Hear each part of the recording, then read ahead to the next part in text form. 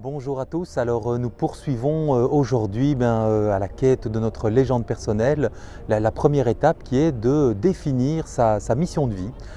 Pour ça, dans la première vidéo, nous avons exploré ce qui nous nourrissait, ce qui rechargeait nos batteries, ce qui nous donnait du plaisir.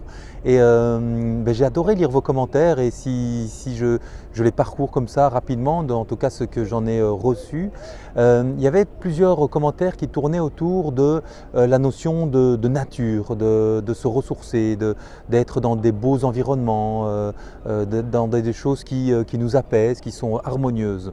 Il y avait aussi toute une dimension autour des relations, du lien, du partage, être avec les autres, communiquer, partager. Il y avait aussi toute une dimension plus artistique, émotionnelle, créative autour de la danse, de la peinture, de la musique, tout ce qui nous met en joie, nous éveille. Et puis il y avait une dimension aussi plus reliée au sens, avec être utile, j'ai retenu des mots comme la guérison, de nouveau quelque chose qui a trait au partage. Donc cette notion de lien, mais aussi de contribution au monde, contribution à l'autre. Et c'est intéressant parce que ce qui nous nourrit là et qui nous donne du plaisir peut aussi toucher à ce qu'on va aborder plus particulièrement aujourd'hui, c'est la notion du sens, la notion des valeurs, ce sur quoi on peut bâtir notre projet de vie. Et c'est ce que je vais vous proposer de faire maintenant en simplement réfléchissant comme ça spontanément, qu'est-ce qui est vraiment pour vous important, fondamental, les bases sur lesquelles vous pourrez ériger votre mission de vie ou votre projet de vie. Et pour ça, vous pourrez penser par exemple en se demandant, tiens, si j'imagine pour moi le monde idéal, à quoi est-ce qu'il ressemblerait?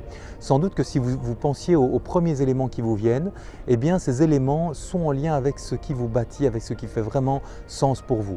Peut-être qu'il y aurait des notions d'équité, de justice, d'harmonie, de solidarité, tous ces éléments. Et puis évidemment la liste est énorme, hein, donc là j'ai cité quelques éléments, mais il pourrait y en avoir plein, qui sont en fait les valeurs fondatrices sur lesquelles, à partir desquelles vous pourrez commencer à bâtir votre projet.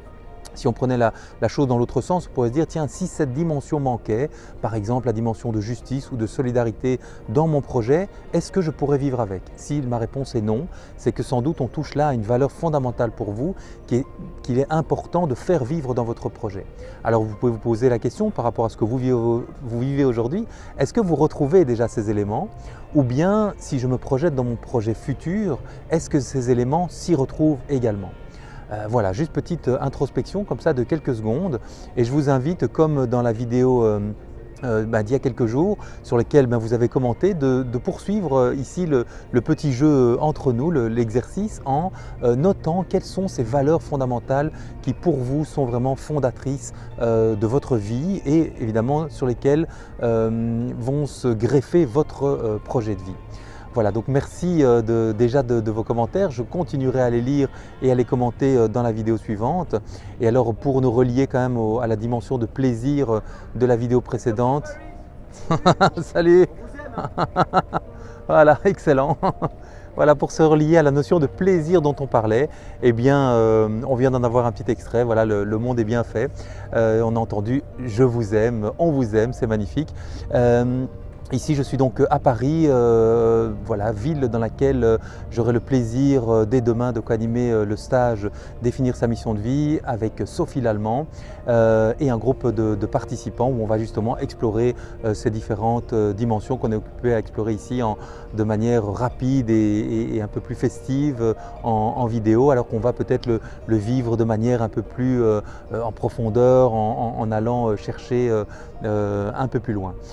Et donc voilà, je suis au Jardin du Luxembourg, que je n'avais en fait, je pense, dans lequel je n'étais jamais venu, mais mon hôtel est juste ici à côté, donc je vais peut-être réécouter Joe Dassin en comprenant enfin maintenant le sens de sa chanson Le Jardin du Luxembourg.